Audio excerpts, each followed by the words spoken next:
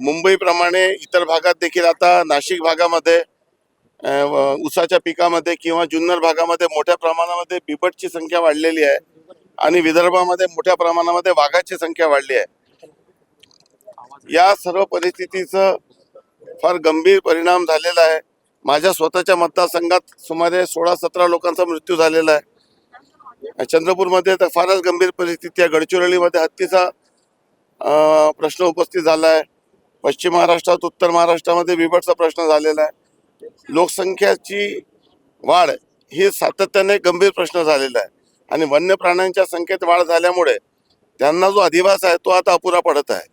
टायगरची territorial फाईटमध्ये टायगरची death होत आहे आणि या सर्व परिस्थितीमध्ये आता मोठ्या प्रमाणामध्ये ग्रासलँड डेव्हलप करणे, हर्बिव्हरची संख्या वाढवणे,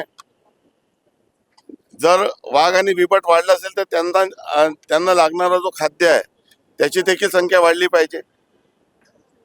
आता लोकसंख्या नियंत्रण कशी आणावी, म्हणजे वाघाची आणि बिबटची संख्या कशी नियंत्रणात आणावी, हा देखील एक गंभीर प्रश्न आहे। या संदर्भामध्ये केंद्र शासनाची, राज्य शासनाची चर्चा सुरू आहे। माझी स्वतःची माननीय वनमंत्र्यांसोबत बैठक झालेली आहे 2दा।